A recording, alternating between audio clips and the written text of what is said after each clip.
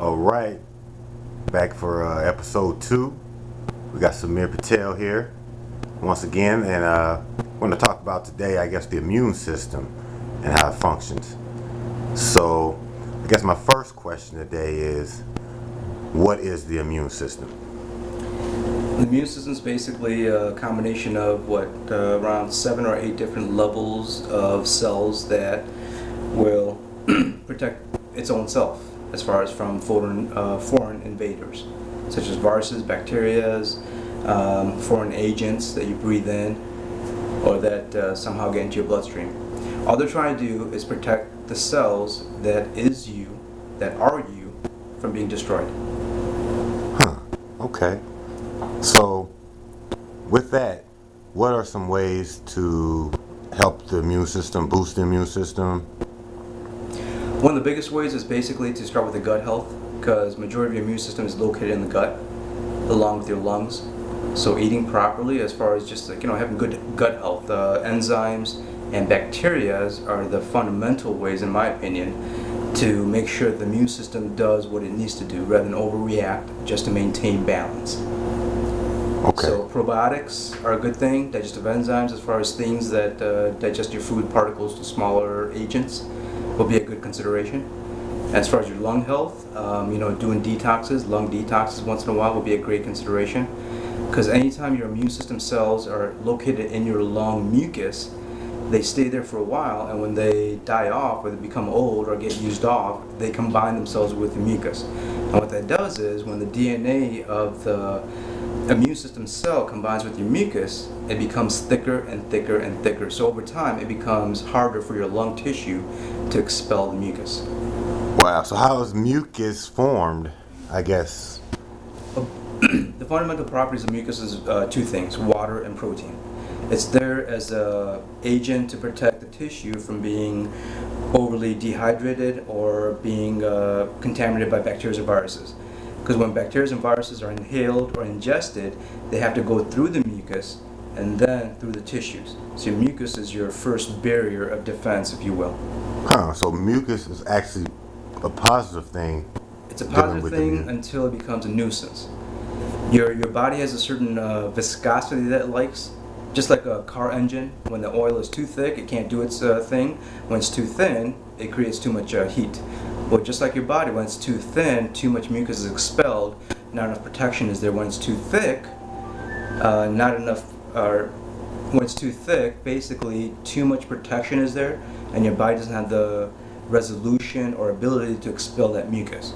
So now all the bacteria are being harbored, all the viruses are being harbored, your T cells and your white cells are going overboard and over time, if you will, and they're starting to kill themselves off because of overburden, and because, like I said, when the DNA combines with the mucus, becomes thicker, and the mucus has become thicker and thicker and thicker, so now your lung tissue has a harder time to expel it. Wow. So I heard you mention the white blood cells, T cells.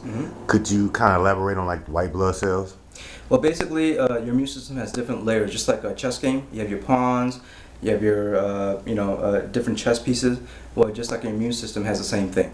So, when the first line of defense, as far as your skin, because it has immune system cells in there too, as far as antibodies, and it's located in your oil. When those guys can't do their job, the viruses and bacteria invade your cell from your skin into your bloodstream.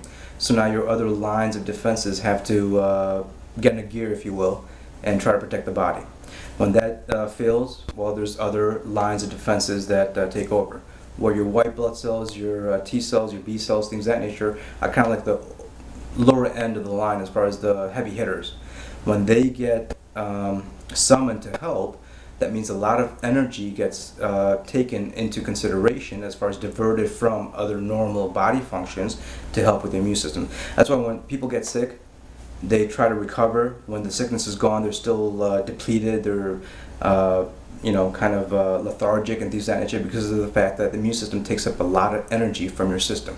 But simple ways you can help is definitely drinking plenty of water. Keep that mucus nice and thin, but not too thin where your body has a hard time protecting itself, and not too thick, whereas, of course, hard time protecting itself. So back now, about the T cells. Mm-hmm. What are T cells? No, they're basically just cells that are there for one reason, which is to kill off agents. When I say agents, it could be anything from pollen to dander to viruses to bacteria. Whatever is not its own self is what it's going to try to destroy. Whether it be cancer cells, whether it be just like foreign invaders to the body. If the cells, as far as immune system cells, do not recognize you, it's going to take you as a potential invader, as a potential enemy. And the more enemies you have within your body, the more the immune system is going to basically be summoned to help. The more your immune system works, the longer energy is going to be depleted from the body. That's why when people are constantly lethargic, it may not just be a candida issue. It may not just be a issue of absorbing nutrients from your foods. It just may be the fact that because your immune system is so heightened, so overworked, you're just depleting energy over and over and over again. So T cells, B cells, white cells, whatever they are, they're just basically cells that are there to basically attack things that are not yourself. Huh. Now B cells, like that's what's the difference between a B cell and a T cell? Just the way they go about attacking your body, or not necessarily your body, but foreign agents. The way they are programmed to determine how to attack something. Huh. As far as antigens, antibodies, and things of that nature, certain cells will require that, certain cells will not require that. They just attack because of pre-programming. So is there anything that you can take to help strengthen your T cells, B cells, or white blood cells, or Well, simply, if you want to start simple, basically, once again, just by going back to the pH balancing, breathing deeply is nice. Taking good deep breaths, things of that nature, balancing your pH levels. When the pH levels are nice and balanced, your immune system has an easier chance and easier time to understand what is foreign and what is not foreign. Another good thing is drinking plenty of water. Thin up the mucus a little bit, not too thin, not too thick, but just enough where it's balanced, where your body has a chance to expel it. Because the bacteria and viruses get caught up in it, and therefore your body has a chance to expel it. Another good thing is, of course, dietary changes. Eat healthy. And when I say eat healthy is, eat things that agree with what your body says. There's raw food diets, there's this diet, there's that diet. Everyone's body is different because everyone's genetic is different. And yes, genetics plays a role. It's not just the mind, it's not just the brain, it's not just the culture, it's also the genetics. So, I'm thinking like what would be a good food you think, Go by what the seasons are. That's the best route to kind of protect your body. When it's summer, eat plenty of fruits. That's a great way because fruits are a lot of water. And during the summer, your body likes to be less mucousy. The mucus is thinner. During the fall and winter, which your body considers one season, it tends to be a little bit thicker because it wants to protect itself from the environment. Thicker the mucus, the more protection there is, but at the same time, thicker the mucus, more work your body has to do to expel that mucus. So go with vegetables.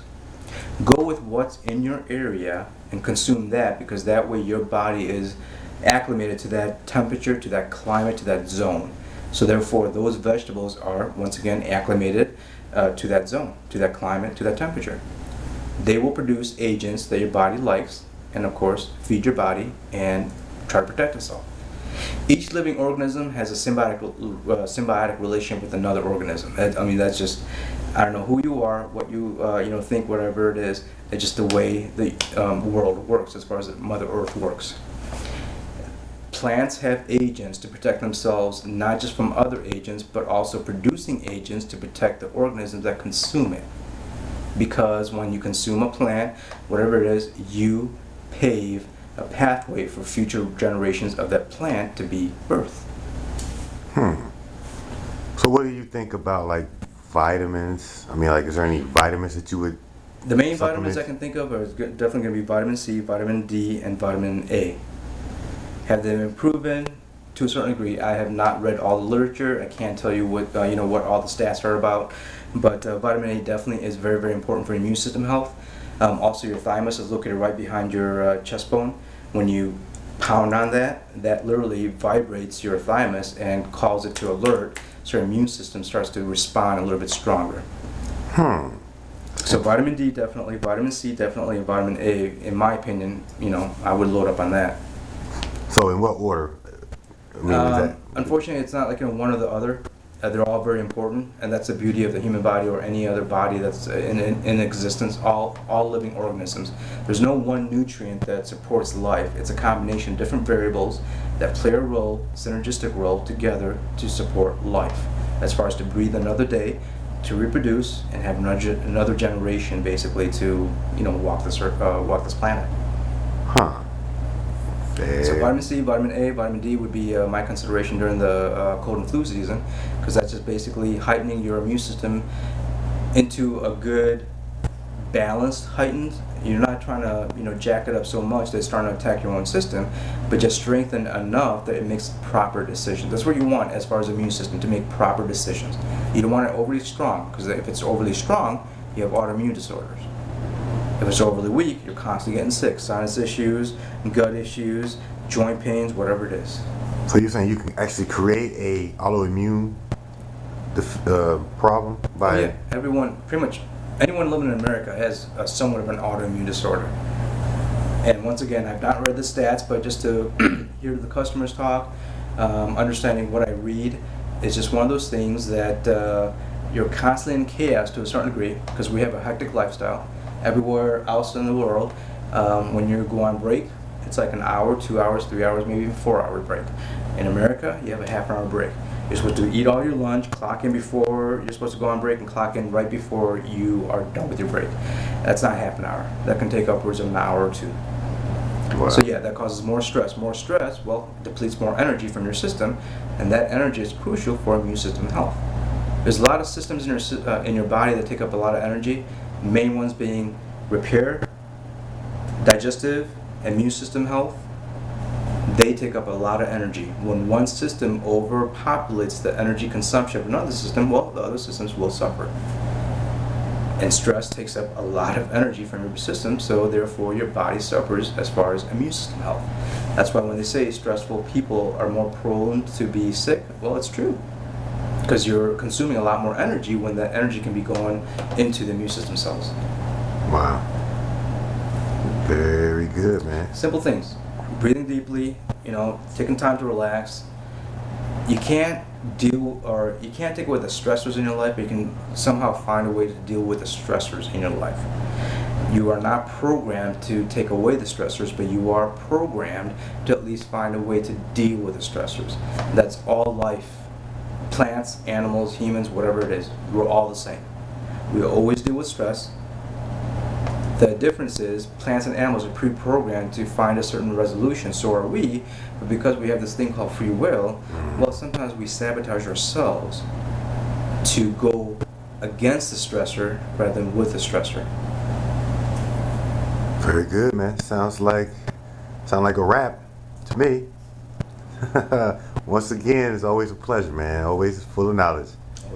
Until next time.